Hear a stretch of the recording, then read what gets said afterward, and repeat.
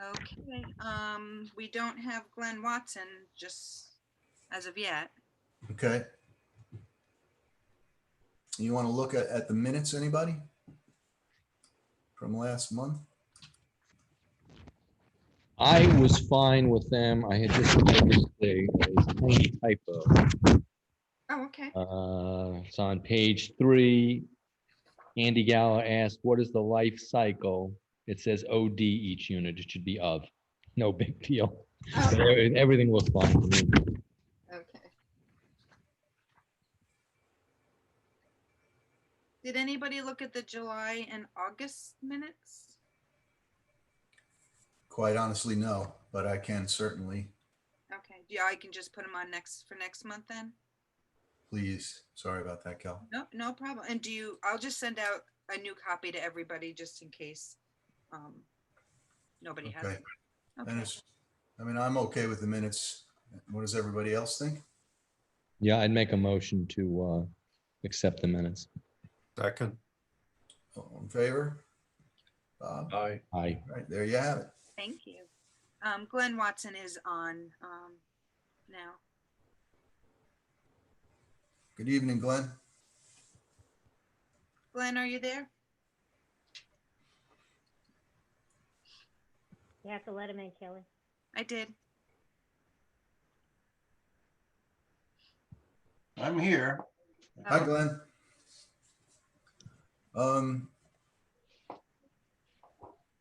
Kepler.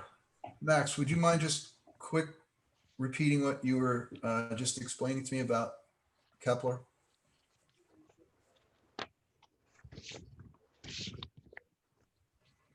Glenn, we somehow managed not to, most of us didn't get up there. You mean the Heitman property? Excuse me, Heitman, yes, since we were just talking about it. Basically, I met with Roland Heitman on the site, and it seems like the board has referred that application that's in front of the planning board due to the fact that the driveway that they're going to be constructing to access the house itself traverses some slopes that triggered a referral to the conservation board.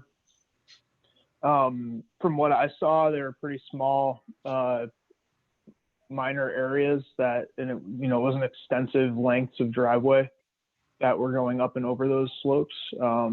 So I had no real issue with what I saw there. I think the only things that I really saw that could be potential impacts were just timing for any sort of land or tree removal or any sort of land disturbance for timber rattlesnake impacts if those came up on the EAF during the seeker process. But that was really it. The most of the site that he's going to develop is already cleared. Okay.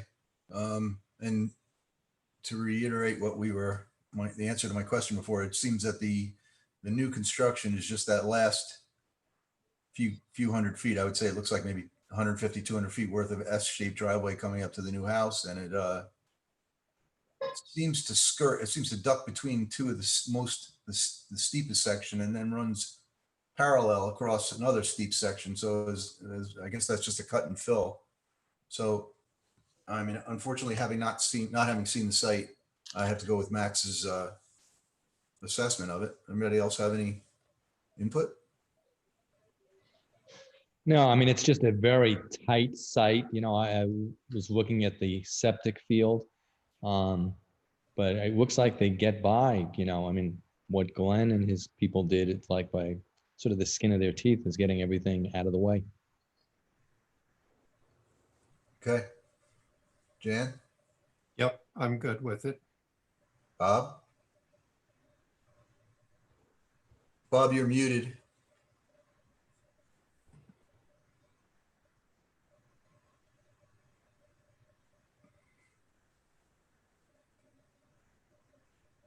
Can you hear me now? There we go. Okay. Yep. I didn't see the property, but from what you say, it sounds reasonable. All right. Well, I mean, Max, I guess if you could, write a letter to that effect to the planning board that we're in agreement Everybody agree on that one? Yep. All right. Mhm. So Kepler, Moog Road, we all did get to see that one. My recollection is none of us had any problem with it. It seems like all the work was being done in previously disturbed areas. The ridgeline question was moot because the structure is fairly low.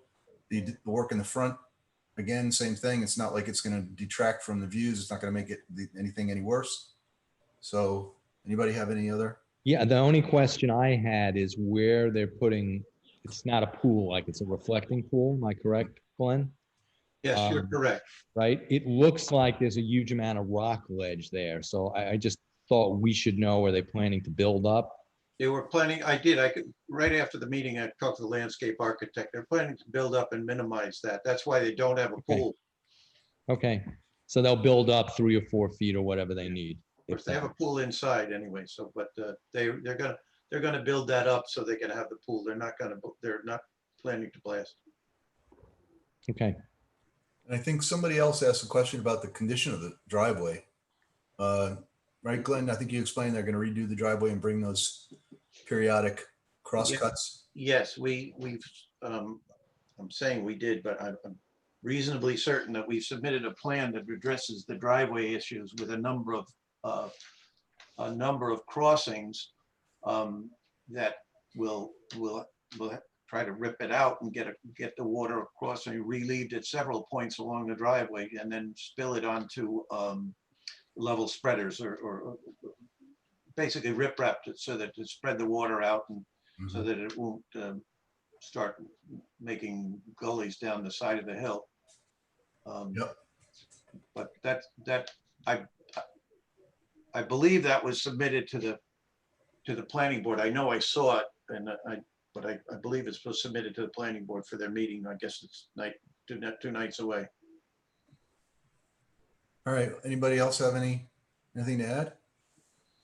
If not, then same thing, Max. I guess can you throw together a comment for the board, for the planning board? Yeah, I'll write one letter saying that we're okay with the site plans for each project Okay. Thank you, Max. to Ron. Yep. Riverview, Glenn, we had talked about a couple of things towards the end of the site visit. Were you Yes. able to discuss those ideas with the applicant? I did. The two main things we talked about were the surface of the parking lot, which he intends to use the tailings. And I talked to one of the engineers, I talked to Jason, and we think that will work sufficiently to carry the water across. He has no problem with the idea of the oil separator before the water goes under the road down towards Clove Creek. Okay, so We got to check the grade. We need to get about a 3% grade across the parking lot. I frankly didn't have time to check and see what it is graded at, but it is graded to drain that way anyway.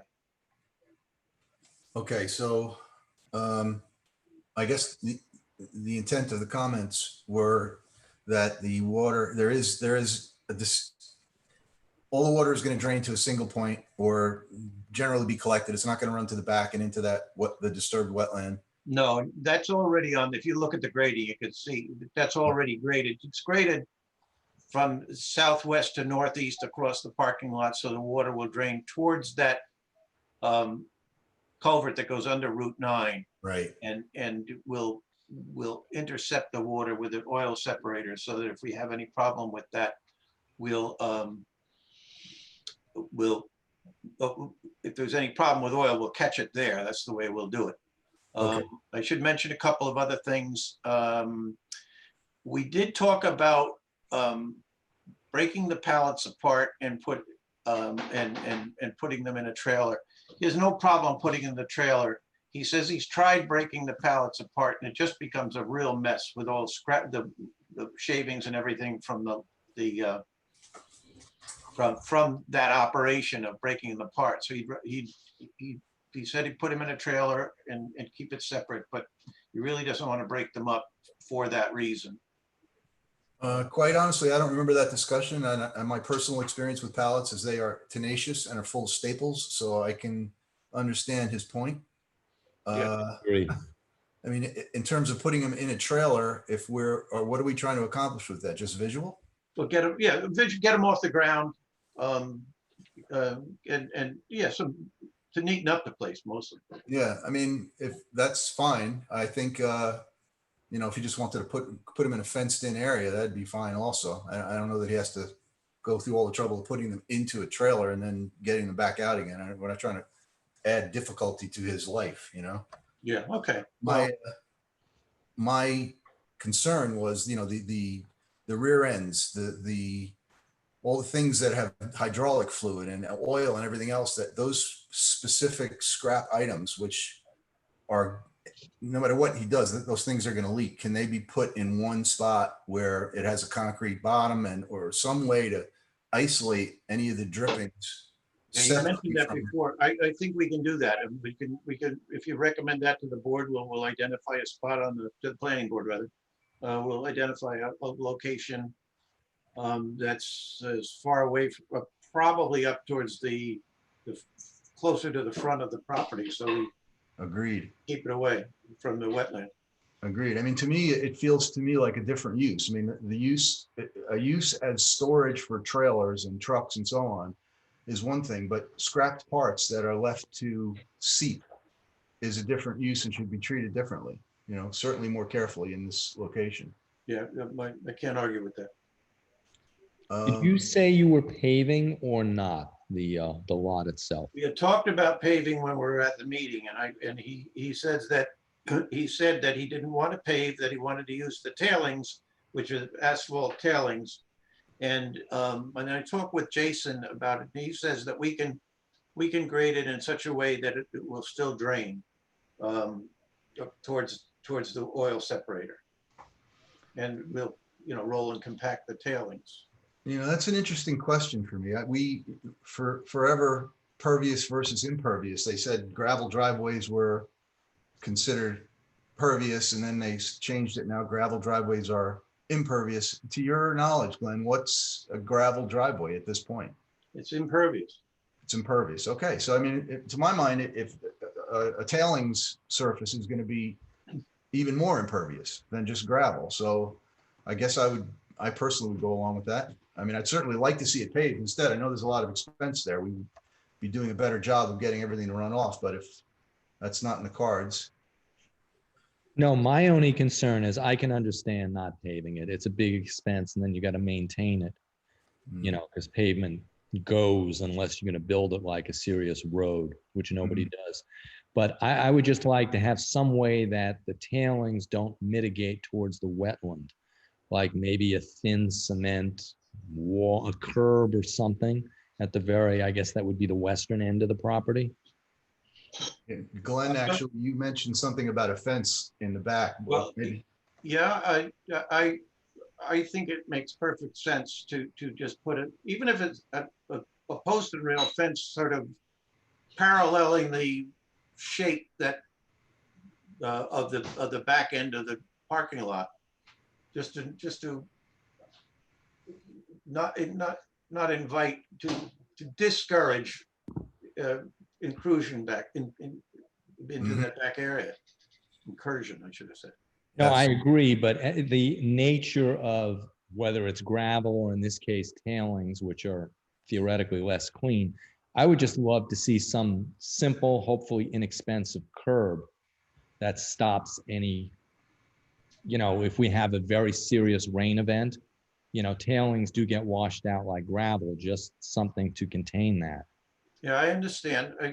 I'll talk to him about that. It could even be like precast concrete that's just dropped in place. You know, I don't think it needs to be more than 3-4 inches above grade. Yeah. Well, I will certainly talk with him about that. I understand you might recommend that to the board, and I think that we can come up with a reasonable solution that's akin to what you're talking about. I think you can. Where did we land on the mitigation in the back and trying to fix like there was that whole area of the cattails that, or the Phragmites, whatever it was, that was freshly knocked over, as though it goes back to the same question that Glenn brought up, that we need to put some definitive barrier there so there is no continuing intrusion. But what are we doing? What do we agree to do with the existing intrusions? Is he going to dig that out, or we just gave up on it? Well, I think I think it's an opportunity for him to do some cleaning up of that stuff. He'll certainly has to take the tailings out of that one area. And I think it's just, I think it's reasonable to expect him to clean that back area up to a certain degree. And you know, he keeps his other place, he's got it, you know, the operation is a messy operation. There's just no getting away from it, you know, across the street. But he does keep the front pretty neat and pretty organized, over where the big blue building is. And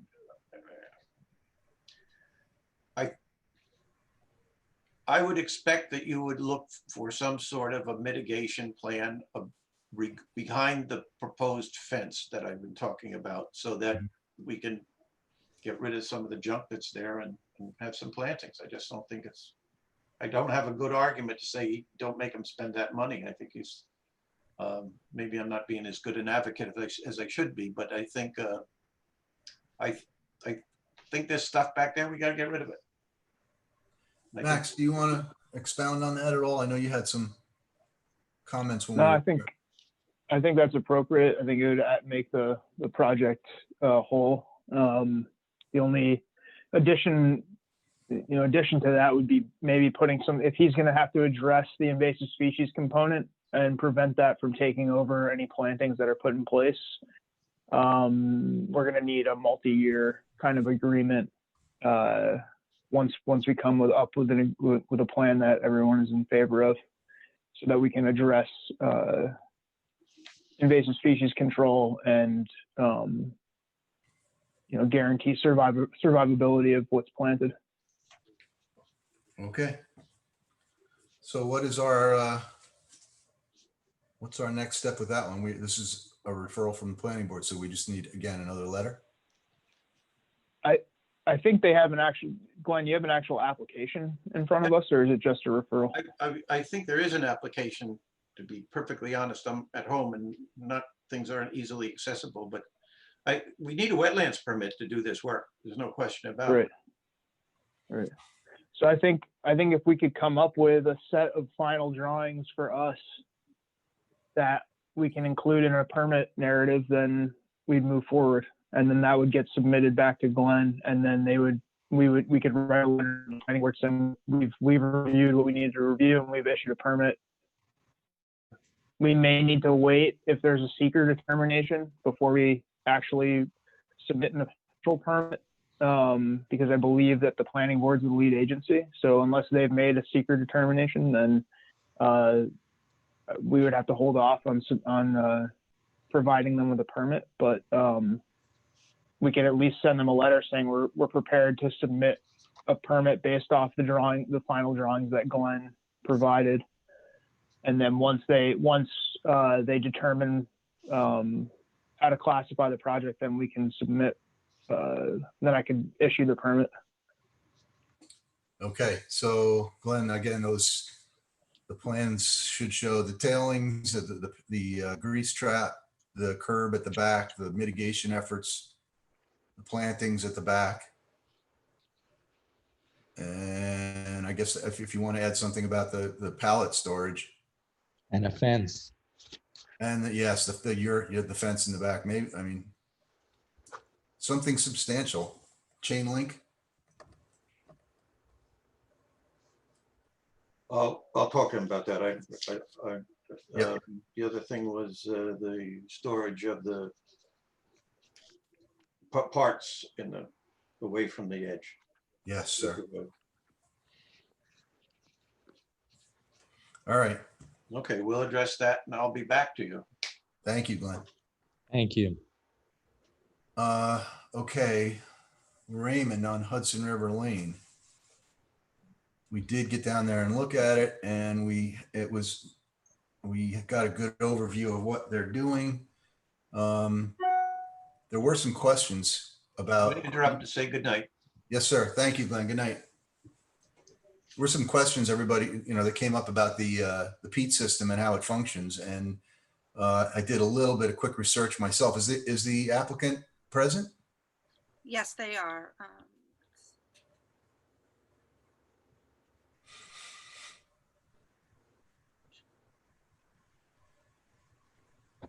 Dana?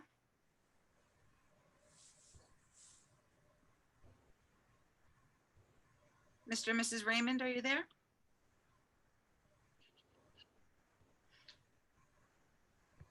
John?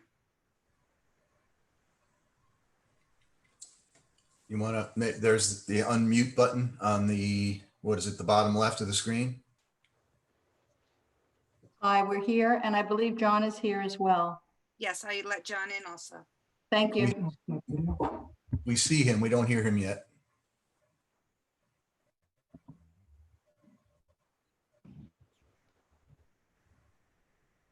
John?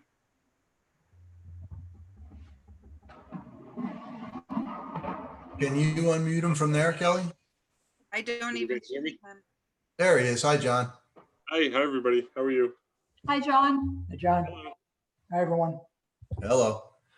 And let me just ask, I guess the direction of the questions was about the Peat system. So I did a little research on my own after the meeting, and a couple of questions arose. The first one was the maintenance and occasional replacement of the peat, a maintenance agreement or a plan, a program, which would involve testing of the effluent as coming out of the peat into that drainage thing below it. I guess some sort of I wouldn't say a bond, but some sort of maintenance program that you guys are going to put in place that can be monitored by, I mean, I don't know who monitors, but it's something that can be put in place, because it seems like the system seems like it's going to work great from everything I could read, but everything also indicated that it's not, it needs to be maintained on what could potentially be a monthly basis. Yeah, so if I can speak on that. Yes, sir. Typically, what we've done in the past with these, the health department does like to see a maintenance agreement. And so there's a one-page document between the owner and the operator, or the maintenance provider, which in this case would probably be Tyndall Septics out of Brewster. It's got tremendous experience with these. What he's seen and what the track record shows is I think they do an annual inspection, checking the effluent quality, peeking in on the media, and ensuring that the pump is in operational condition. There are alarms on the system. If we do see a high water detect, it's going to trigger the alarms. But that's really all that anybody needs to do for maintenance on these. And then certainly the effluent sampling would happen on a yearly basis. If there was some reason to do it more frequently, it would certainly show up in like the degradation of the media. So that would prompt Pat to start a test cycling on a different arrangement other than annual. But they're pretty straightforward. And if I understood it correctly, this is a modular system, right? Those are actually units that you're putting in place, not sites. Absolutely. Yeah, each pod is its own unit. Each pod can handle 150 gallons per day per bedroom. Right. What is it? What's the gallon count right now from the health department? What are they requiring per bedroom? 150. 150, and what are they adding for the kitchen? No, everything's based on a bedroom count. That's typically they used to. I'm sorry, I don't mean to interrupt, but there's typically a baseline which the kitchen was included in. So my understanding was obviously this is not my area of expertise. I'm just talking from my own past experience. And as far as to the rest of the board, if the health department, we have issues with the health department where they approve things that come to us after the fact, and they shouldn't have been approved. So in this case, because it's a very technical system, if the gallon count and so on, if all the technical aspects of this thing are accepted by the health department, then I think we're going in the right direction. I would say in this case, I would follow the health department's lead. Yeah, typically like I said, the health department's always used 150, well, it used to be 200 gallons per day per bedroom. They reduced that flow a few years ago in their latest version of the health department code, down to 150 gallons per day per bedroom, because they realized everybody's using water savings fixtures. And even at 150, it's still a pretty conservative number, because the typical is like, I think between 50 and 65 gallons per day per capita. Excuse me. So with that understanding, 150 gallons a day is a very conservative number. Okay. If the Raymonds or anyone were to use consistently more than that, it would show up in like the pump read, the amount of times it would pump during the day, and Right. eventually it would trigger an alarm. So it's there are fail safes against overuse for sure. Okay. Okay. I have a question. From the research I did, it looks like you have the Peat modular units, and from there it goes to, I'm not going to call it a leaching field, but a dissipation area. So Dispersal what's bin, yeah. So what's being, that I'm unclear with. So what's happening from there? So all of the work happens really in the box itself, within the peat media. It's a fixed film filtration, meaning that the biology is living on the surface of the peat media. Effluent is trickled past the media, and in doing so, aerobic and anaerobic bacteria consume the waste constituents and the aerobic or organic material within the wastewater. By the time it gets to the bottom, it's considered clarified, and then it goes down into a gravel bed. That gravel bed has been sized based on the perk rates of the soil below the peat units, much like you would size a septic system, except we have a different application rate per square foot than typically unclarified effluent that comes out of like just a septic tank into the fields. So all of our work is being done in the box, and now once it gets to the gravel, we're trying to just reintroduce it into the soil. Okay, but when you say reintroduce it into the soil, where is it actually going on the property? And the reason I ask this question is, we are dealing with shoreline terrain, which is somewhat artificial because that whole area, the whole strip has been built up over time. And we don't know how waterlogged it can get in a severe event. Right. I'm not so worried about the quality of the water. I'm assuming that the system is working. I'm more concerned about, all of a sudden, if the ground gets super saturated, that's a problem for the entire system, making stuff float and making a mess. Right, understood. Well, in that particular location, we selected one of the best spots on the property. The watershed above it is very limited, if not isolated. The elevation of the septic pad is at least, I think it's at around 11 feet. Let me just double check on this before I say that. We're close to 11 to 12 feet above, the Hudson River level. It's one of the most unsaturated areas of the property. If it were to be saturated, it's going to be a very serious event beyond the last hurricane that came through. The soil in and of itself is readily perkable, so you're not going to saturate it. It doesn't hold water in any size, shape, or form. It was a sandy loam type soil in that area, so water's always going to move through it and keep right on going. And because there is an unmasked surface to the east, with through the retaining wall, we're not going to impound water in that area ever, beyond the septic, that is. So I don't think you'll ever see those operating conditions apply here in this case. So Did you receive approval from the health department already for this system? yes, yeah, it's already we have approval. I don't have the copy in front of me, but yeah, we have the approval for the system to install it.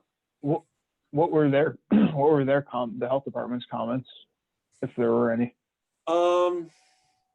Very, very small minutia stuff, more or less organizational things on the drawings. I could probably get to a comment letter if there were one for the health department within 2 minutes here, but I don't think there was really any comments. The health department came out witness soil testing with us, and we're satisfied with what we were proposing. Can I ask just when Andy was asking about the gravel bed is something that you place, or it comes as part of the unit? No, that's something that we place. So you would excavate, the area that's to receive the system, box it out, create a level pad, apply the gravel at a 6-inch thick layer, and then once you have a level flat pad, you apply the units at their on-center spacing, pipe them, backfill them with some more gravel, and then bank run and/or filter fabric to cover the side ports up, and then that's it. And then you go right to like just regular landscape coverage over Right, it. and the gravel, the bottom of the gravel pad is how far above the high flood level of the river? Just double check my details. It's got to be. I think we're pulling it, yeah.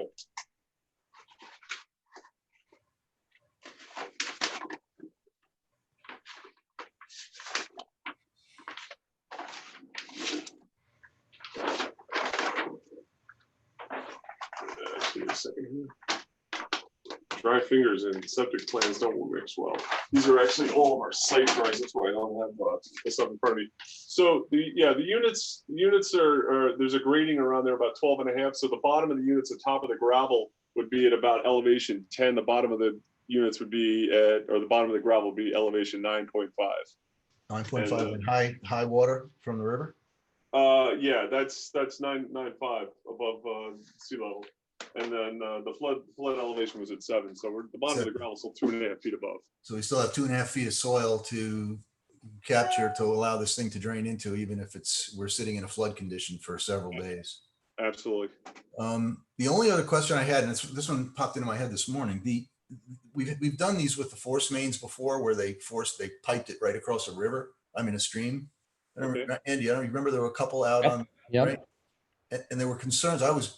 I was pretty new on the board at that point. Is there anything that were there any comments at that point about how do you address what if the force main is leaking and nobody knows about it? Well, that sort of leads into a question I had, which is there any type of, what do we want to call it? Automated monitoring system that records what's going on, whether, on a daily basis? Not for something as small and simple as one of these septics. A larger advanced treatment system, you would have remote monitoring. Right. You could certainly put a dose counter on the pump station, but that would only indicate how many times the pump is turned on and turned off. It would never indicate how much flow actually made it out to the fields. The force main in and of itself is pressure tested before it's put into use. It's usually SDR 21 pipe. It's 200 PSI burst, bed in sand.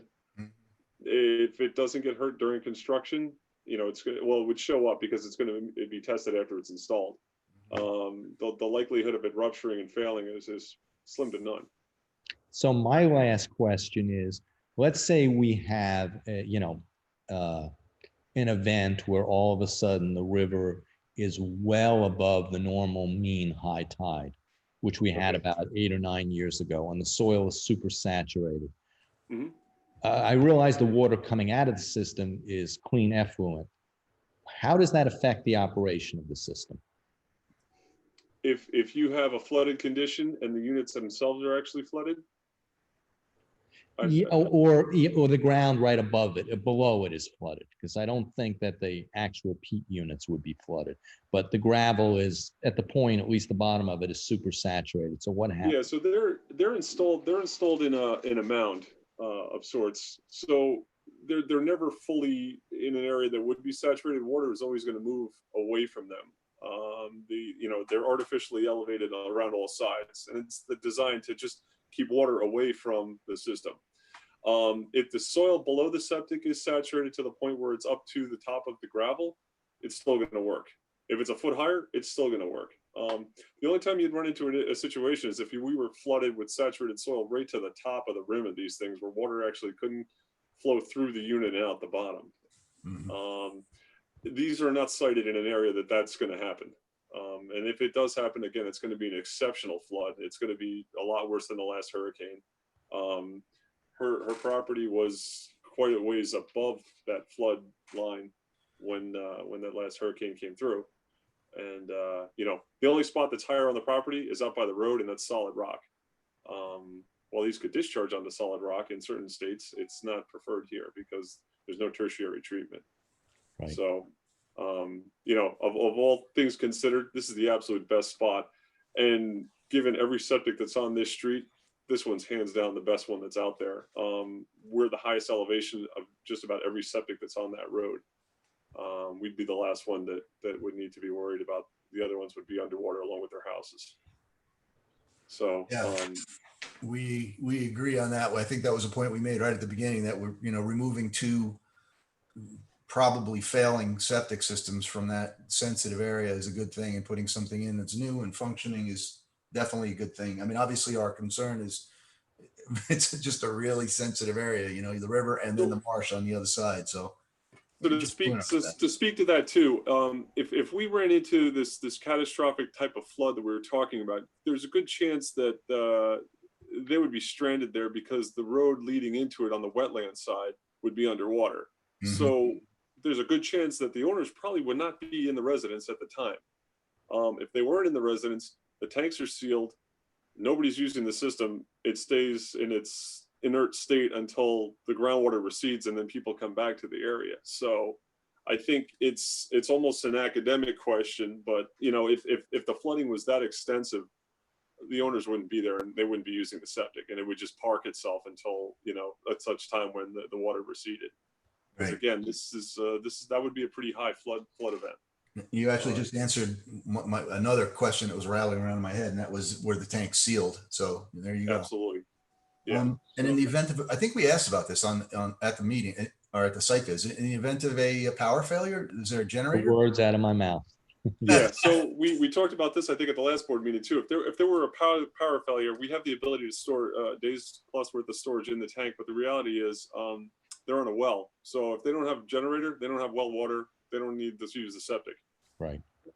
But if they did have a septic or a generator, the septic's going to certainly hook to it because it's only a 4th, 10th horsepower pump. It's a very small demand to pump the effluent out there. So chances are, if they do go with a generator, it's a self-sustained system. If they don't, we don't need it. Got it. Dana, you tried to, you were on mute, so we didn't hear what you said. I'm sorry, you're still on mute. We are going to have at least 1 generator. I suspected that's what you were going to tell us. Good job. All right, everyone. Any other comments or questions? Jan, Bob? I had one more question for the board. Yes, sir. When you guys were reviewing the Guinance project, why wasn't something like this acceptable to you, or was it just not proposed? Which It wasn't project? proposed. Guinance. Oh, yeah. Yeah, it wasn't proposed. Do you think that the commercial aspect, the volume versus a residential situation versus this type of situation is what would have dictated the difference, or? That seems likely, Max. I mean, you know, a restaurant, you're talking about cooking and 100 people, 50 people a day. I think probably a total different animal.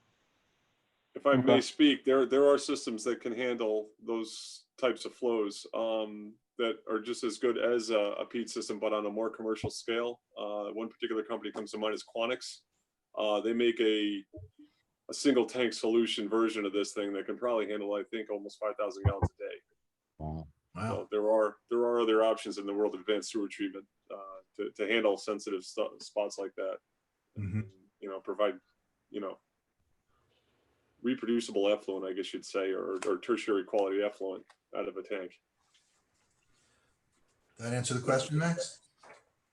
Yeah, I mean, I don't think anybody's, you know, being disingenuous here. I feel like I think this is really, you know, the best possible solution for the spot. Okay, so I guess can I have a motion we're issuing a permit for this. So based on everything we've said, are there any things there are no contingencies on this permit. I'm asking for a motion to, Andy? I think the only contingency might be that they need to get their Army Corps permit, if I'm correct on that. Maybe John can clarify, because I think are you still in the comment period for your Army Corps permit? We're not required with an Army Corps permit. No. No, we're But, pretty clear on that. Kelly, who did? Yeah. Max, we You also reviewed us in regards to our seawall repair. And Yeah. and Army Corps is still pending on that. I mean, we had DEC approved in July. We met with you in August, and we can't proceed with that work. We're in public notice now but that was So our. this is the other property. No, this is the same property, but this is for the seawall. And that's where we definitely needed the Army Corps approval, and we're still waiting for them. Is this all one permit application? No. No. No, So it's two separate permits. Yeah, there's a separate seawall project, and then there's the house project, and those were Okay. handled separately. Is any of the grading reliant on the seawall being complete? None. All right. Yeah, none of it. They're So- wholly independent. So I think the only contingency is just to develop a maintenance plan. Yeah, and I can circulate a copy of such a, permit that we are not permit, but maintenance agreement that we've used in the past. If that's something the board would like to see, we Absolutely. can get an executed copy of it and circulate it. Dana and Kevin. Yeah, if there was a way to keep. Sorry. Sorry, Mark. Go ahead, Max. I was just gonna say, if there's a way to include the town in that maintenance agreement, where at least we're notified or get copied on a report, or that's between the homeowner and the septic company. Sure. Maybe whenever that pans out being, if it comes in as a negative report, then we'd expect to have them be available for the next following meeting, so that we could discuss corrective actions. So Max, would you like to be the one on the contract as the point person or wetlands inspector? I think it probably, it could be to me, but it should go to the town directly. And then that way it's just kept into that file, your file, and then it can get distributed to the board members if they're interested in seeing it. Okay. And So John, yeah, that sounds fine. John, if you send us the contract, then we could expedite it as well, Yeah, I'll take care of that tomorrow. Okay. All right. Well, very John, good. I have only one question about the peat in there, and I think it said it lasted up to 10 years in the article that Mark had sent out.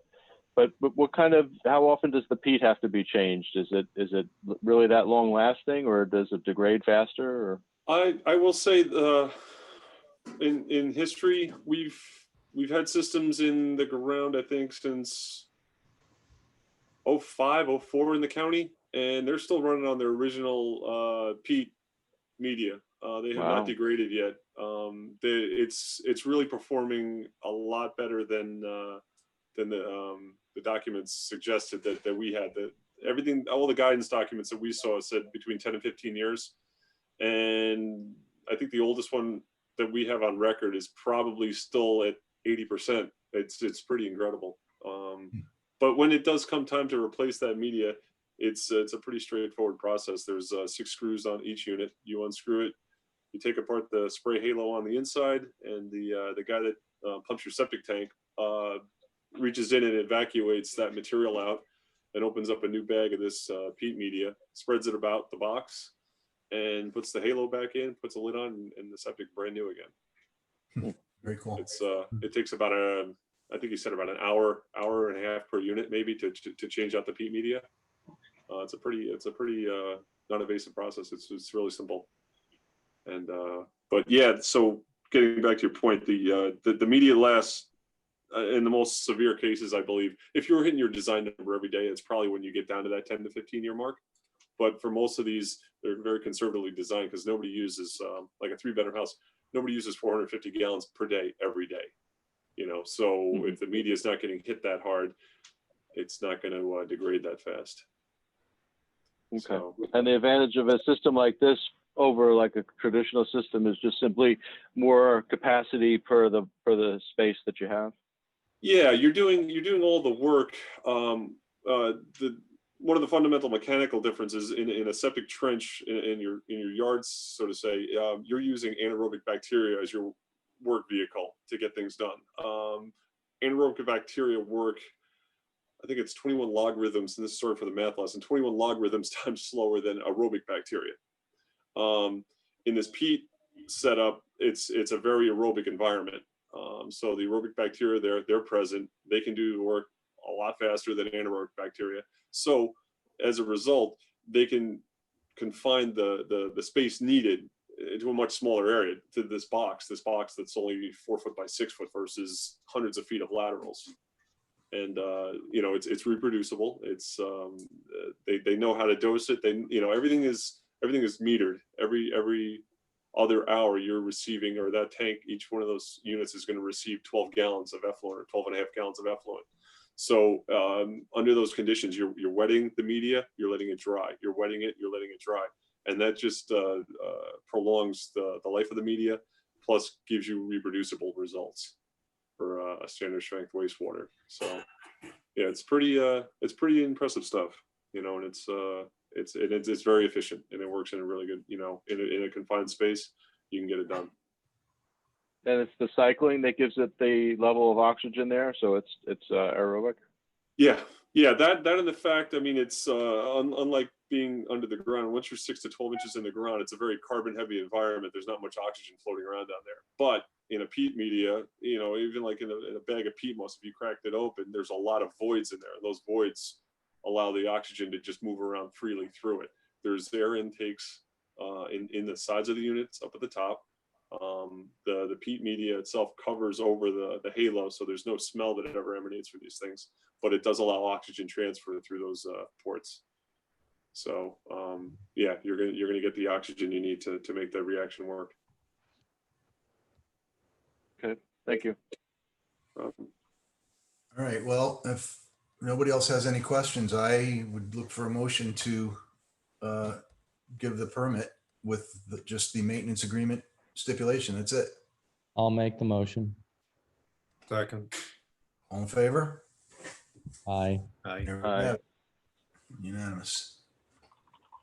Okay, thank you, everybody. Thank you, John. Thank you, Dana and Kevin. Thank you all very much. Thank you, appreciate it. Have a Have a good good evening. night. Have a good Thank night. you. Bye. Okay, we have some new business. Chloe Swanson and Edward Murphy. Are they the applicants present? Yes, I just Chloe in. Sorry, Kelly, couldn't hear you. I just let Chloe in. Chloe, are you there? Chloe, you're still muted.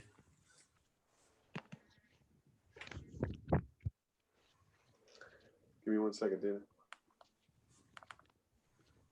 Chloe? There we go. Oh, There you go. hi, Chloe. Hello. The way we usually do these is this is your opportunity to kind of explain what your plan is. And then we take the plans and we've gotten to a site visit sometime before the next meeting.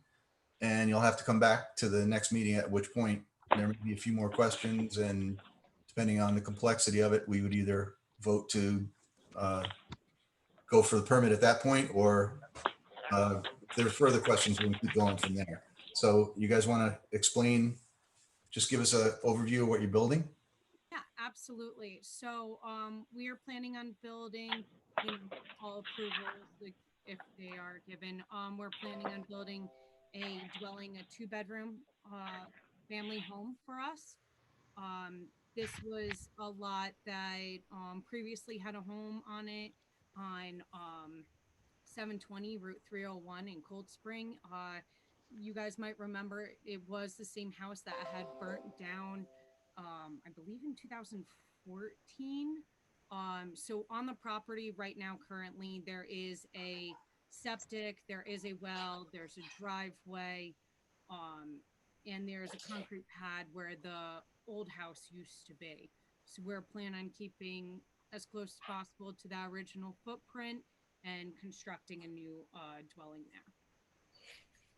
Got it. Okay. And so I guess I personally do not have a set of plans sitting in front of me. I am not sure why that is, but we will have some plans by the time, wait a minute. I believe I have So this is city sewer, right? Nelsonville sewer? Or is it No, this is, septic? there is a septic tank and field Existing. already existing on the property. Got it. Okay.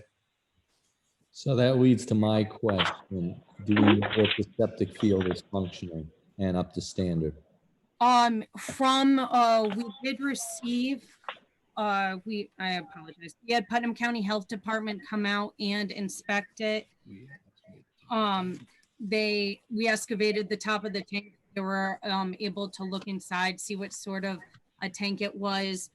They did give us approval for a 2-bedroom home, and which expires June 24th of 2021.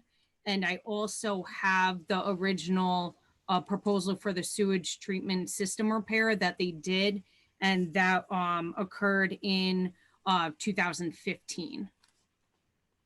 Cool. I don't know if that exactly helps or if that's what you're looking for, but I do have that information from the previous owner.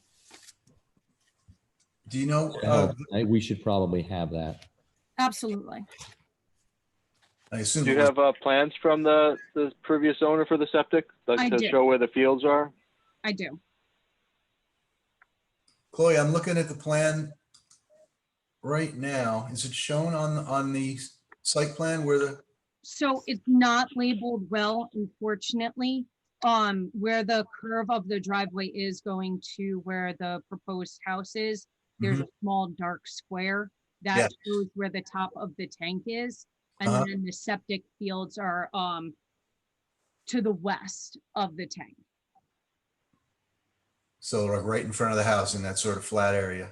Yes. Yep.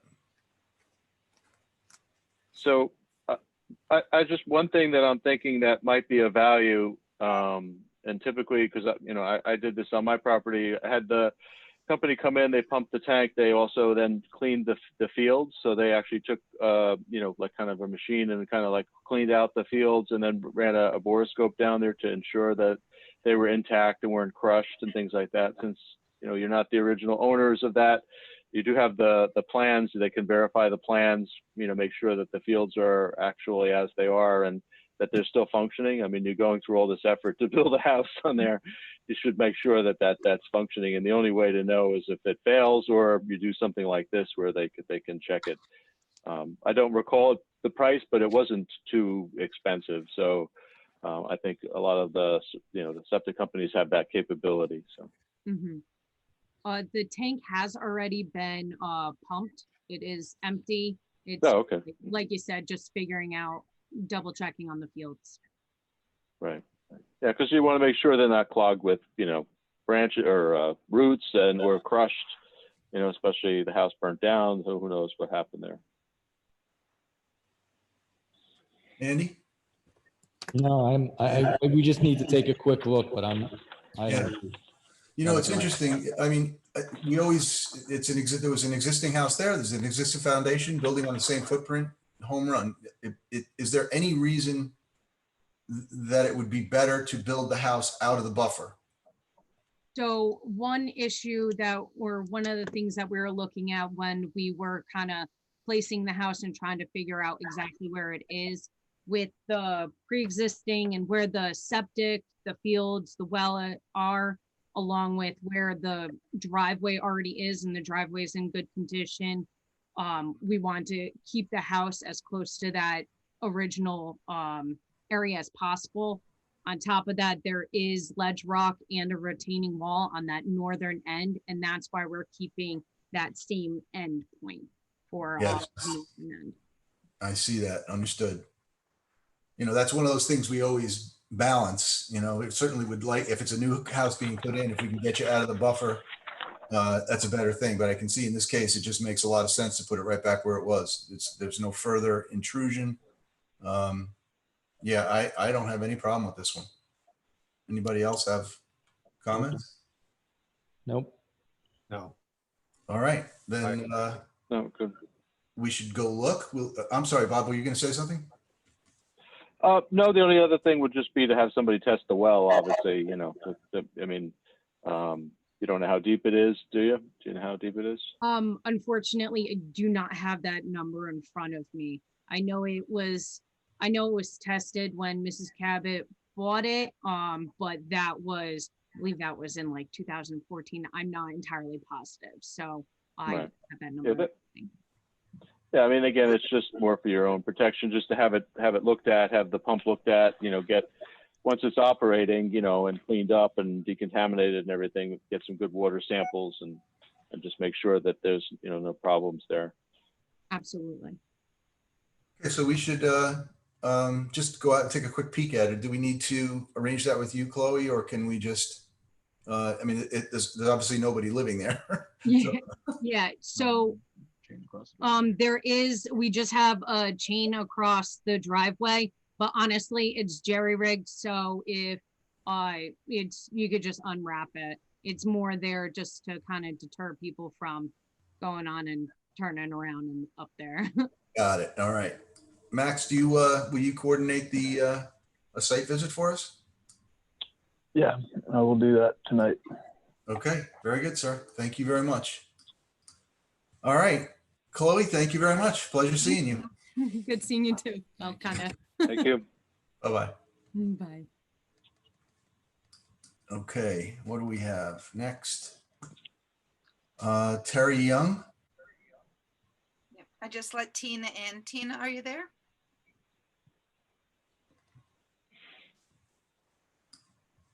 Yes, I'm here. Okay. You should also have Chris Schmidt, who will be presenting. Okay.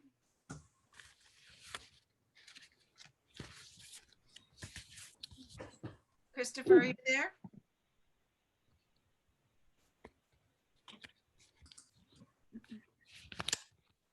Hello. Yes, I am. How are you? Hello, Chris. Hello. How are you? Very well. Okay, would you give us just a quick summary, narrative? Sure. So what we're looking to do is install a in-ground gunite swimming pool. It's approximately 10 by 40 in the rear yard of Mr. Young's house. The pool is located within the wetland buffer of the stream that runs behind the house. The buffer actually encompasses the entire house and a good portion of the front yard and driveway. When looking at the site and trying to determine a place to locate the pool, while we do understand it is within the buffer, it's also in a currently maintained lawn area. And the pool itself being raised at the elevation of the house will be about 10 feet above the stream that's there. We're planning on leaving the pool raised on the outside and containing everything within that footprint and returning the area on the outside back to lawn as is existing now. When looking for other places, the rest of the property is fairly wooded and sloped, and we felt that the impact on the environment would have been more to place it in those locations as opposed to where it is in the current lawn now. Max, you're familiar with this property? Only a little bit. I believe it's the one right next to the aqueduct on Indian Brook Road. But since this is a new project, I think we should just go out there and look. Yeah, agreed. It's actually not the one by the aqueduct. It's the one on the other side of the road, across the driveway from them. I believe it's I think if I'm remembering correctly, when we were dealing with the DEP, we were discussing with them about getting in. They were discussing with this homeowner in particular about getting an easement to access the stream crossing over Indian Brook or under Indian Brook through their driveway, so they didn't have to build their own access road. I believe this is the same property. So it's the one as if you're heading down Indian Brook Road towards Route 9, it would be on your right-hand side, on the east side of the aqueduct. Okay. I believe. We'll see when we get out there. Okay, I guess it's clear to me what the intent is. It's really close to the stream. I see the water course channeled by stone retaining walls. So that's Yeah, Just a feature? yeah, so that's part of it. That was done by the previous homeowner. They actually built some retaining walls that redirected a portion of the stream, which does make it come very close to the pool. Mm. You know, when you are on site, you'll see that they are, you know, man-made and further away from, you know, the actual stream's further away than this. It's just a small little offshoot that they made as like a walking path to go in there. They've actually done a very nice job of planting and creating some other, you know, natural habitats in the area, but those few walls are, you know, did redirect the water course. I'm not sure at what time that was done, but it was before myself or the current homeowner around the property. Right, okay. Is this gonna be a saltwater pool or a chlorinated pool? It will be a salt chlorine generator is the plan as of right now. You know, one concern is gonna be, of course, you know, the chlorinated water getting into the stream. Where is it going to be pumped to if it's pumped down? You know, in a ridiculously heavy rain, where does the overflow go? Things I'm sure you, as a pool builder, I'm sure you those questions have already been answered, but you know, we'll need to ask them, of course. Yeah, no, that can certainly come up, and I'm sure it'll come up at some point. So we can either put in a system to contain that, or we could dechlorinate the water prior to. You know, that's one of the nice things about you know, having a salt chlorine generator and being able to run it like that is it's only at 3 parts per million.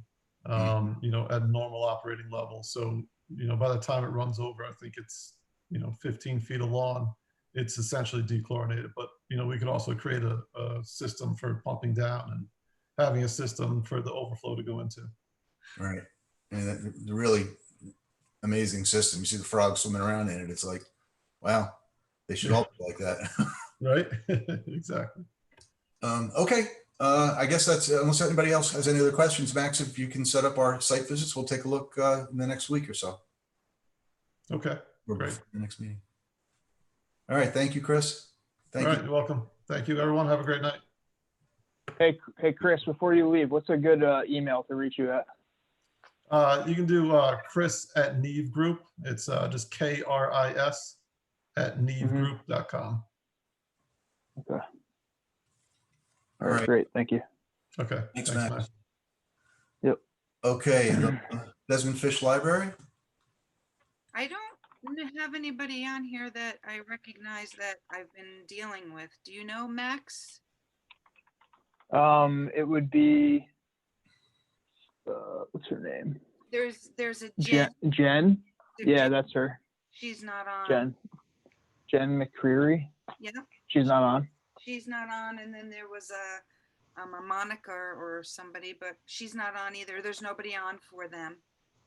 Okay, well then I think what we'll do, it's the same thing. A new project. I think we should just try to reach out. I'll try to reach out to them and schedule a site visit with the board in this email. Okay. Makes sense. All right, Max, keep us posted. Yeah, I'm doing this now.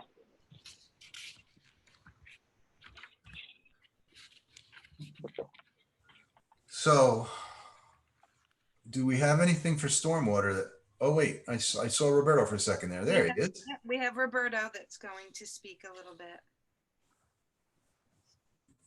Can you hear me okay? Yep, we have you. Good evening. Sometimes I have to use my phone as a backup just because the quality on my Chromebook can't always hold whatever's going on. So, is it okay if I share my screen, Kelly? Sure. Okay. Go ahead.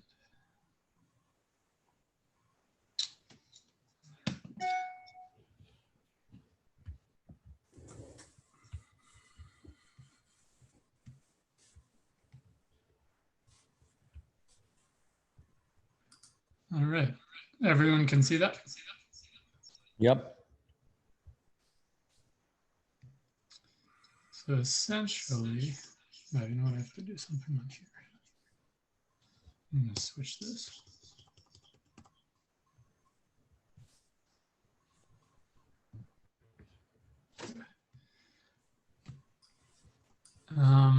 So Max and I have been working hard in a lot of our free time over the past year and are happy to announce that we've made some pretty tremendous progress on our first draft of the natural resources inventory update. And we now have enough material, both maps and a decent amount of the narrative text, to be able to open up the public comment period. And so the idea is to open this up to the Conservation Board and a bunch of other Philipstown committees, the Climate Smart Committee, the Comprehensive Plan Update Committee, and then local nonprofits such as Hudson Highland Land Trust and Open Space Institute, et cetera, to give us feedback on what we've put together so far, comments, corrections, and especially if folks have any suggestions for further study that we can add into the narrative. And so what we've done is we created a page on the climatesmartphilipstown.org website. It's just climatesmartphilipstown.org/NRI, where we have posted PDF versions of our maps, which you can see here, as well as versions of the report text that we've already completed. And we're about 2/3 of the way done. The first half of it was a lot longer in terms of number of maps, and the latter 4 chapters are a little quicker, except for habitats and wildlife. That's still fairly substantial. So I'd just like to show you an example. When you visit the site, you can click on one of these PDFs, and then you're able to view, the different pages of the report. Table of contents can be used as a guide as you're exploring some of the material. And we decided to separate these out just to make it easier so you don't have one gigantic file that's opening every time you're trying to look at something. Each map is assigned a number and has a description, findings, and then if appropriate, suggestions for further study. Some of the maps are much more simple, so don't really require as much. And we include the links to the data sources.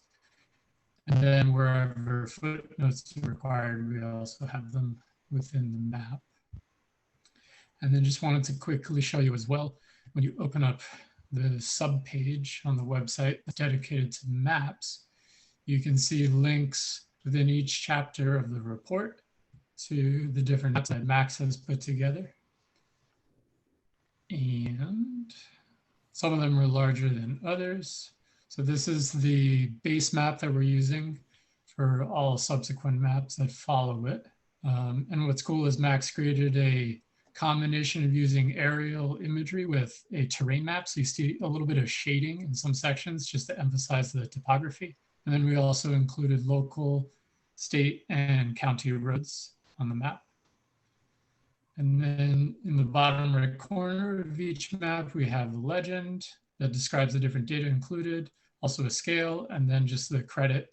And also a disclaimer saying this map is, and these maps are intended for informational purposes only and should not be used for legal determinations. And in the report, we repeat that many times, emphasizing, although it provides a lot of information, it should be verified in the field. So there are a lot of maps.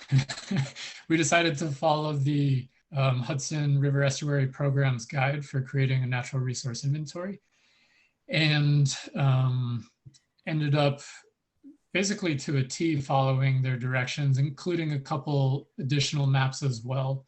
The water resources section, for example, is the most in-depth, has a lot of different sections. We also included a couple of third-party maps. I can show you an example. This is one from the Chazen companies. It's a larger map, so it'll take a second to load.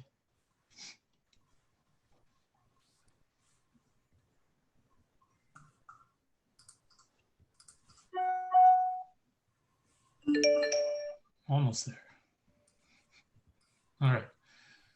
So this is an example map that the Chazen companies did for the town of Philipstown and Hudson Highlands Land Trust that they shared with us. And it shows prioritization of parcels within the Clove Creek aquifer.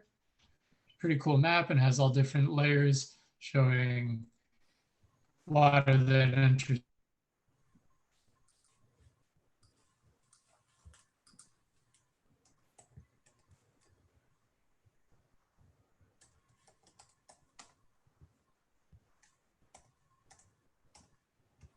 that I wanted to show you is hopefully by the end of the year, but if not, maybe within the first month or so of 2021, we will be able to post all of these maps onto the town's Esri ArcGIS online account, and we'll be able to create a publicly available mapper or map resource where anyone can type in the web address for this page, and once they land here, they can choose different base maps, which is a cool feature. So we just use the terrain with labels as a default, but you can switch to imagery or other topography, for example. And then in addition, you'll have all the different map layers in this key over here. And so, for example, we could select DEC wetlands check zones and zoom a little bit into into the map. And what's amazing, the scale is so great. You can go in very close, which far outperforms viewing it in a PDF format, which is so limited. And then also within each category, there will be a legend. We haven't added them yet, but descriptors of each of the layers within a certain map. And what's cool is you can add them all on top of each other. So if you wanted to select, I don't know, bedrock, for example, you can suddenly pull that up and be able to compare how different resources overlap. Apologies, my cat is attacking something. 1 second.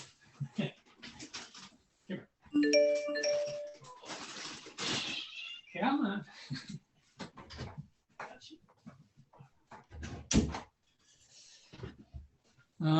Yeah, so that's essentially what we're working on. This is another example, National Wetlands Inventory, shows different qualities. What's cool is in this mapper, you can also click or select a layer and it'll generate a little bit of information. So highlighting, for example, the code for that wetlands and the type of wetland and also the acres of it, which will be great just for general education and conservation efforts, but also because, I wonder if they're still on here. Well, if they're not here right now, we will be able to put them up. Tax parcels will be able to be added to this. So as you're looking at properties under review for different development purposes, you'll be able to zoom into a specific parcel and select all the different layers and just during a meeting or during planning, be able to review on the spot what's going on with that property. And I think that essentially sums up what we've been working on. So does anyone have? Can I ask you a question? Sure, yeah, please. How accurate are the overlays of the parcels to the actual, all the other information? I mean, the reason I'm asking is the GI, what is it, Putnam County GIS or whatever it is, the one where you can parcel access. Very often they don't connect, they're not, the layover is not great. Is this, because this is an amazing piece of information you gave us here. This is unbelievable.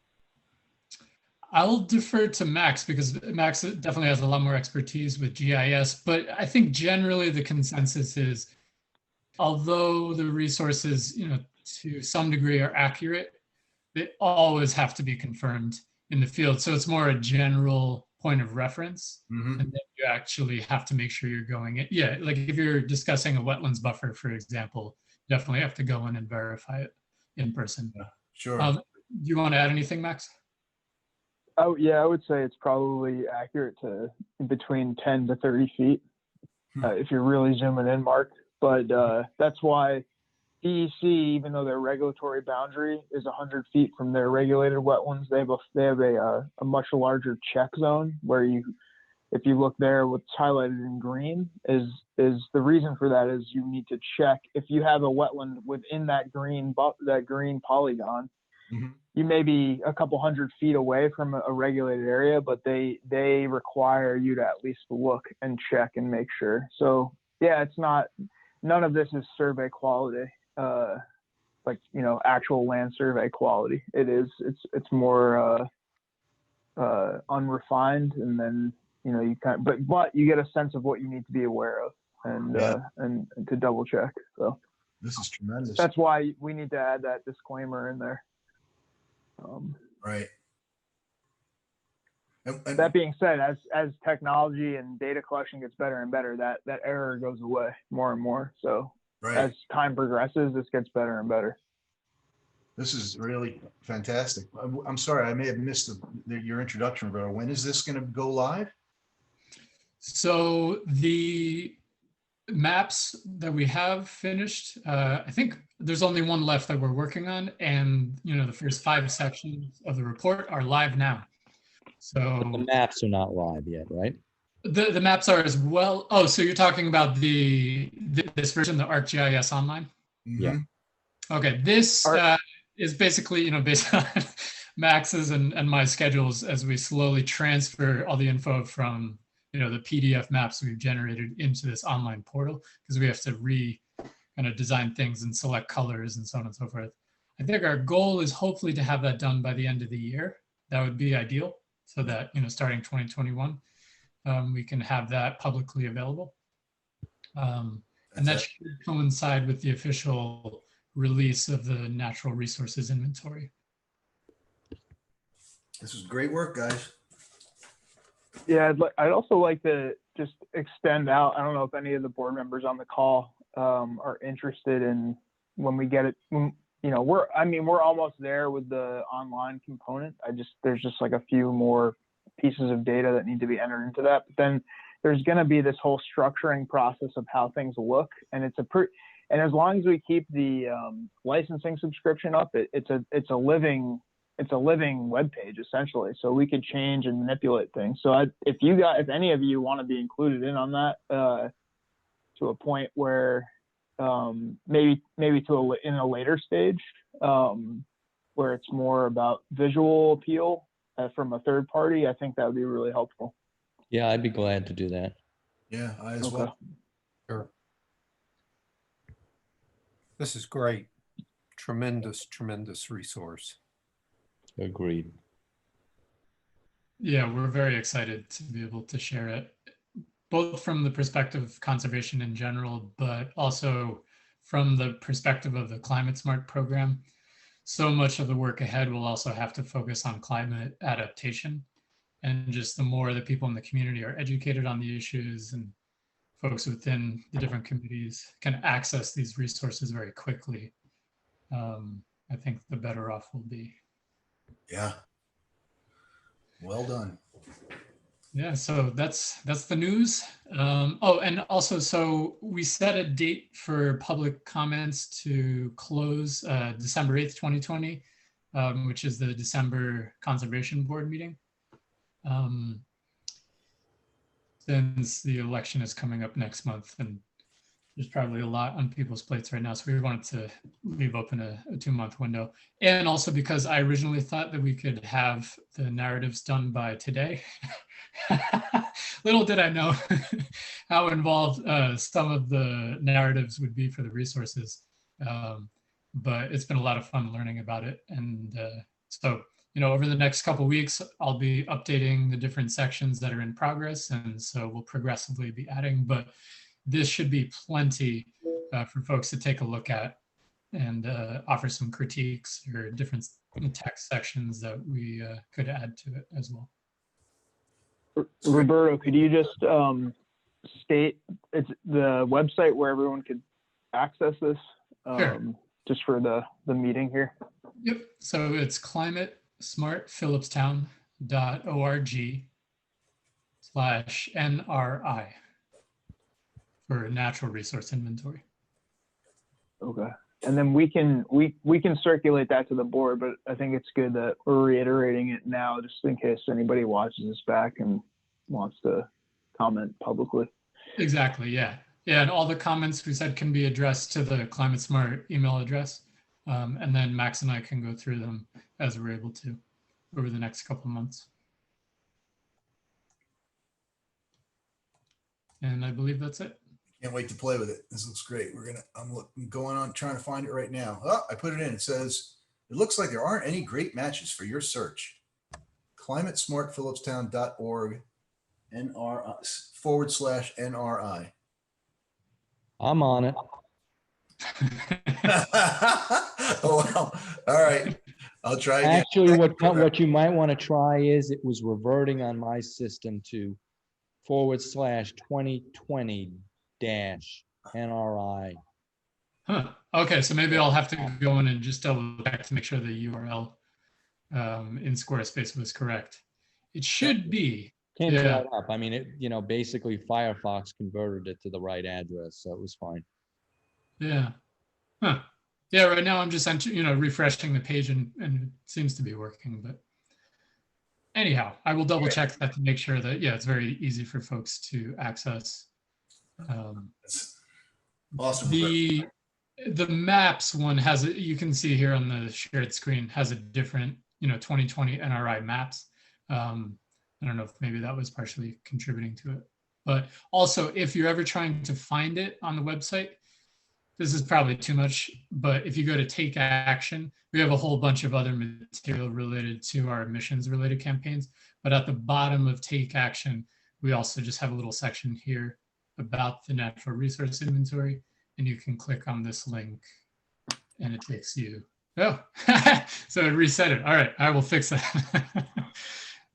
This is probably the consequence of editing these things at the last minute. So. All good. Thank you, Roberto. All right, so, Thank you're welcome. you. All right, thank you guys so much. All right. Roberto, the website looks really good, man. That looks Thank awesome. you. Yeah, glad. Yeah, and feel free to explore it in general. We've been working on it for a couple of years with emissions related campaigns, and there are tons of resources on there for the community. So always a fun rabbit hole to go down. Would you mind forwarding me that link whenever you have a chance? I'm really fascinated. I'd love to check it out. Sure, we'll do. Thank you very much. Oh, you know what? I can put it in the chat right now. Just so everyone has that. Maybe the other thing we should do, I don't know if it's included on the town's page, but that might be something we should also add the Climate Smart page to. Maybe the conservation section. I don't know if we can get Tara to do that. I think that's a great idea. Having the NRI specific page or the whole Climate Smart website? The whole website and then also probably the NRI. So what's cool is we're way ahead of you. On the right side, we have the Climate Smart Communities program. So I think Kim Connor originally put this up. We have a link to the website. And then there are also a couple other reports that we've completed or different policies, that kind of stuff that are up here as well. So actually, yeah, the next thing I have to do is ask, I think Kim is still doing the updates, Kim and Tara, to add a natural resource inventory, comment period here. And then maybe they can add it underneath the conservation board documents or somewhere in there as well. All right. I think that should be good. Cool. All right. Thank you again. Onward and upward. Yep. Off we go. Good job. Hey, Max, do we have any stuff to talk about? Lojano, anything? Lojano,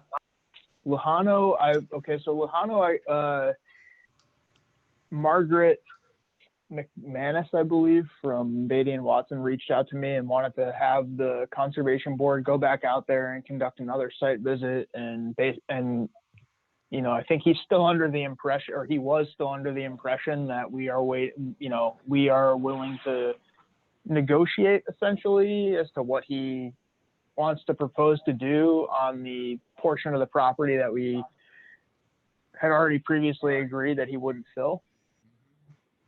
To move forward, and what he would need to do to rectify the, violation that's in place, so that he can keep it there, and then also, figure out some sort of restorative measure on another portion of his property. But basically, I told her that we've already gone through that process with him. We've met on the site multiple times. What we need is a plan that restores the area back to what we had permitted for originally, and then potentially, and this is a very slim potential, we may consider moving forward with the rest of how he would like to proceed with his project. Aside from the filling with the, the grass field, in reference to him finishing his garage on his property, which was outside of the buffer, but was also contingent on him completing the restorative measures on the property, which didn't happen. So that's what I told her. I haven't heard anything back from her. She was going to reach out to him to basically reiterate what I said to her. So that's it. It's kind of in the same place. I think he was under the impression that he would just go through the permitting process again, which I don't think is appropriate at this point. Yeah, can I canvass the board? I'm curious, how does everybody else feel about that? Are we still? Yeah, we haven't seen any kind of remediation plan.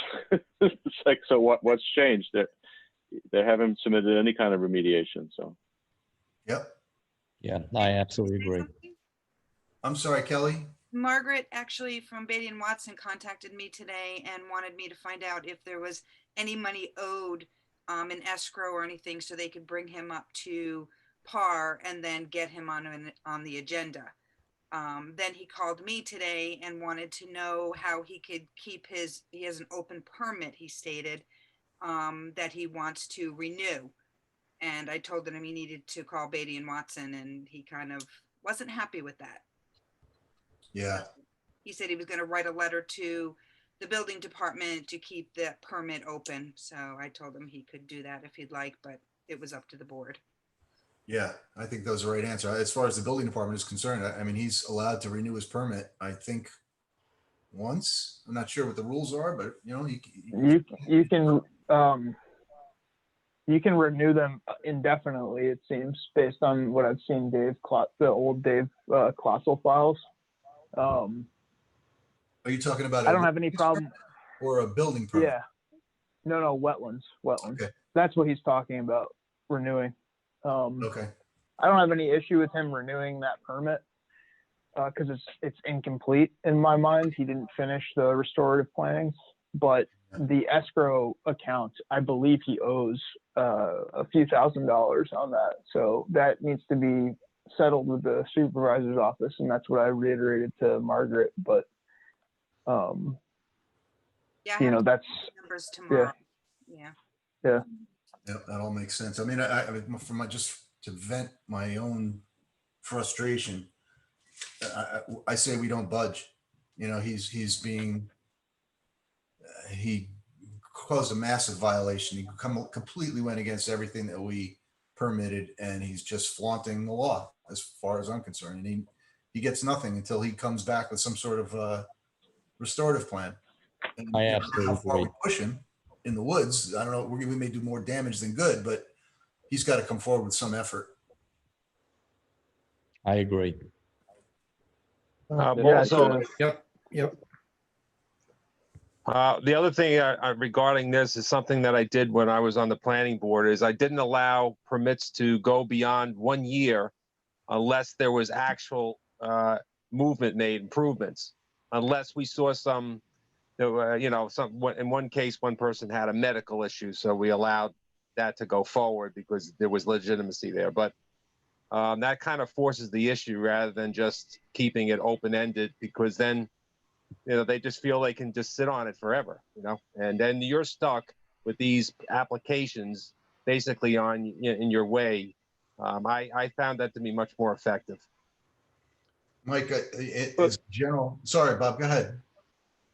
Well, I was just going to say that's an important point because, like what's going on with code enforcement? I mean, there's a clear violation here. Is code enforcement doing anything about it? The courts are open, I mean, I just don't, it doesn't seem like we take any action for these violations. And so then, of course, people are just going to sit on it and think that they can let it ride out until we forget.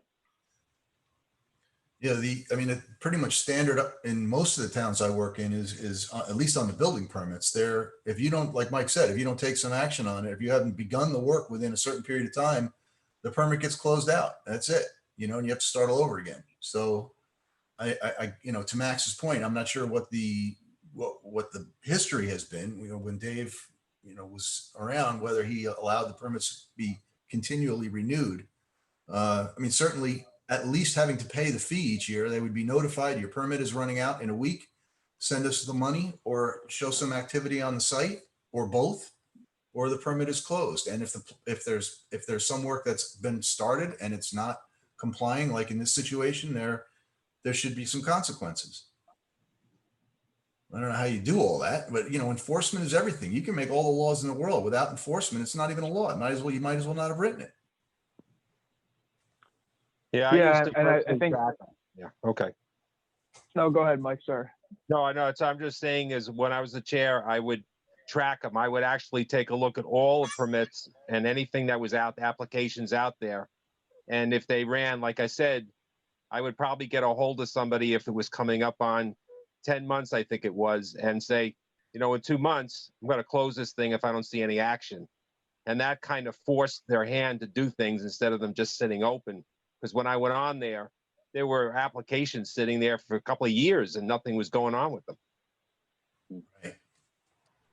I don't think we have that problem. I think this is really the only one that's lagging, Yeah, isn't that's it? true. No, it is. Yeah. Right. Most people, but it's a process then that everybody understands that you're going to do. So you have consistency that way, even if it doesn't happen often, maybe. Yep. I mean, just to That's a make a good point to that, we have a few properties, nothing with a property owner that's currently a resident and, in this type of cyclical issuing, cycle with an issue. But we have a few properties that have, renewed 5 or 6 times. And a lot of it is, vacant land that had an approved plan that never got completed. And typically when they've come back up, I've always said, hey, this has been 4 years since you've been renewing this for 4 years. You need to come back before the board and discuss this again. I don't have any problem not renewing permits. That's fine with me because I think I think I agree with Mike. In terms of saying, listen, it's over, maybe we come up with some sort of limit but maybe that needs to be written into the code. Like you can only renew X amount of times before approaching the board again. These are these like wintertime ideas that always come up, this time of year where it'd be great this would be, a great addition to chapter 93, something like that. Absolutely. We should, without a doubt, we should do it. We should do it immediately. That's okay. I think you that was an extremely important point. So can I ask a question? So tomorrow when Jose comes in with his $220 and a letter asking for his permit to be renewed, what should I do? Well, how many times would this have been renewed then? This is the first renewal? I think it's the third. Okay. I think it's the second or third renewal. I mean, there's so many layers to this. I mean, I'm thinking if we close the permit out or if we don't renew the permit, are we removing some of our clout? I mean, we no longer have a permit. I mean, he can't do any work. You know what I'm saying, Mike? I'm not sure. It doesn't remove any of the violations though. Right. I mean, one thought is to say that the tracking. Sorry, go ahead. Nope, I'm probably going to say the same thing. The violations happen, so he has to have an active permit. That's one way to say it. But so that would force the renewal. Or the other way to say it is, there's a violation, you didn't follow the rules, so the permit is canceled until you clear the violations, and then you can entertain a new permit. So those are the two possibilities, I guess. So there should be some penalty for having to redo the permit. I mean, maybe the entire process starts over again. That should be made clear that, he needs to take some action with this renewal. He needs to start making progress. We give him a certain amount of time to get his new plan in, or this permit is not being renewed. And since you have all these violations outstanding, you will never get a permit for your garage. Well, I think that speaks to,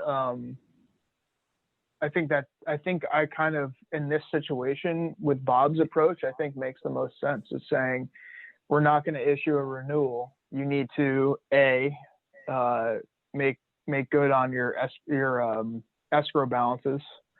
You know, B, you know, you need to restore the property back to the way it was that we have permitted you to move forward with. And then C, that's where the tricky part comes in, is because once you do all that, then we will, and you finish your restoration plan from the previous permit, then in theory, he should be allowed to, you know, move forward with the remainder of his project. Mm-hmm. You know what I mean? Yep. So it's all those things need to come together for this to get resolved. So in answer to Kelly's question, I guess, you know, take the money, tell him he's got to fill up the account again, the escrow account. And then once that is done, you'll reissue the permit. I mean, maybe we should just take this opportunity to say that, you know, this is the final renewal. You know, you have now 1 year left to complete the work, to get us, you know, some sort of plans for moving forward, or it's going to run out after a year and we're not renewing it, period. You'll have to start all over again. Yeah, I don't know if it's fair to have Kelly be the one to tell him that. Poor Kelly. I think we need to figure out a good strategy to get that. Can we defer him to correctly. Beatty and Watson?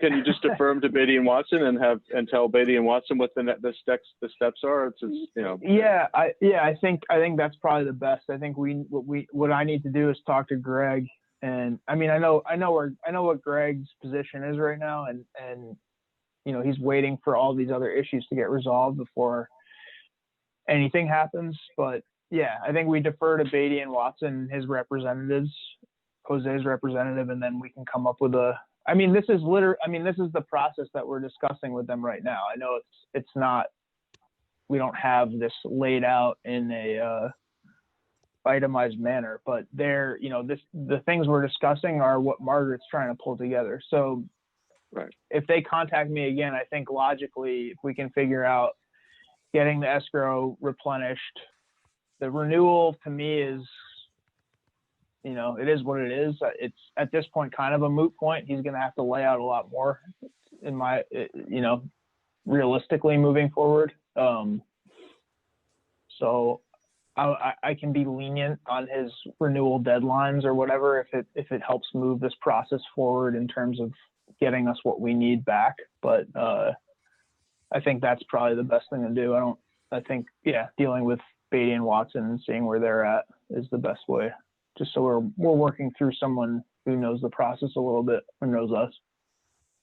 Can I make a suggestion? Because this Sure. is such a huge problem, other than Kelly taking fees from the applicant, I don't really think anybody, particularly you, Max, should be dealing with anybody but his agent. Almost like, you know, if you're in a legal situation, attorneys are dealing with attorneys. I think that this has been such a problem and that this particular applicant has abused the process. I would deal with Beatty and Watson. It's a known parameter, and not deal with the applicant. I'll second My that. suggestion. I like that. That's a good idea. I Yeah. had told him to deal with Beatty and Watson, that I wasn't going to deal with him today. And he told me that this is an open permit with his old engineer, not Beatty and Watson, and that he has paid him to do the job, and that I can't tell him that he couldn't get the permit. And I said, you need to deal with Beatty and Watson. And he said, it has nothing to do with Beatty and Watson. So that, I just want to let you know, that will be his argument. Well, but his old engineer isn't supporting him anymore, right? So I have voicemails and emails from the engineering firm stating that they've discontinued services with him. So Okay, the so only- let's take his fee tomorrow and. Well, the other thing is you can close the permit out and say then the former engineer is no longer working for him based on the information that's been provided to the town. And so then a new permit is needed and just they have to start the process over and he has to rectify the violations. That's maybe another way to go. If he's going to try and say that he's got an existing permit with his old engineer, well, and his engineer doesn't exist anymore, then the permit by default is closed. Yeah, I mean, my understanding, typically the permit doesn't follow the engineer. The engineer provided a set of plans, was paid, the plan was paid for by the applicant. The applicant is now in charge of them. That's it. The engineer is not involved. If there's further information needed, the applicant goes back to the engineer, gets more information, pays him for that information, generates a map or whatever, and you know, you keep going. So he doesn't have a leg to stand on. No, yeah. The only thing I want to say is I know we don't like it, but the problem is that the applicant runs his program. We can't tell him, you got to go back to Glenn Watson. Glenn Watson works for him. If he chooses to not have him on something, we're stuck. Legally, we have to deal with the applicant. We cannot tell him he has to go to Glenn Watson. I mean, we can suggest it. It's a good idea. I agree with everything you've said. But officially, he's the one in charge. Because he can fire Glenn Watson and bring on someone else, and we're to get direction from him. We can simply raise it to him if he isn't cooperative, then maybe he has to come in and discuss the issue with the town board, and he can come into a meeting with us, and we can tell him basically what he has to do, and he can either do it that way or not. But then he's not going to move forward. The other thing is, it's important that he keep his escrows up because Max and Greg and whoever else should not be working on the town's dime for his work right now. We should be able to charge his escrows for anything we're doing. He's not a newbie. He's not someone starting. So everything that we're getting stuck doing with him should definitely be coming out of escrow. What if there's kind of two questions. We think we use the escrow as leverage, the permit as leverage in order to get the escrow because we need that money.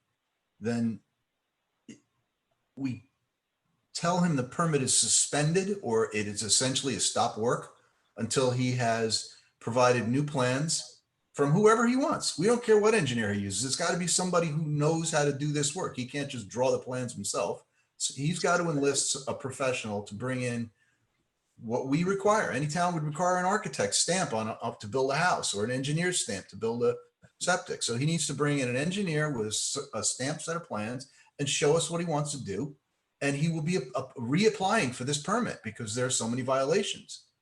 I mean, I don't know. Yeah, I think you're right, Mark. I think having him, maybe that's the approach. If he does come back to the building department, like Kelly, you just say you need to contact the supervisor's office in regards to your escrow balances being replenished, or at least the debts paid back to the town before you can even come back and renew. And then that will give us time to formulate this in more of a strategic manner. But that needs to be the first thing that gets addressed, because it's, multi-thousands of dollars versus a $225 or whatever, $200, renewal. So before he can renew, he should have to pay the escrow. Yes, I agree. Agreed. All right. Anybody have any other fun stories for us? All right, everybody. It's a pleasure seeing you again. I guess, can I have a motion to adjourn? I'll make it. A second. Thank you, Jan. All in favor? Aye. Aye, aye, aye. Good night, everyone. Stay healthy. Good night. Good Thank meeting. you, everybody, for the work. Appreciate it. Stay safe. Thank you. Good night. Thank you. Bye-bye. Bye now.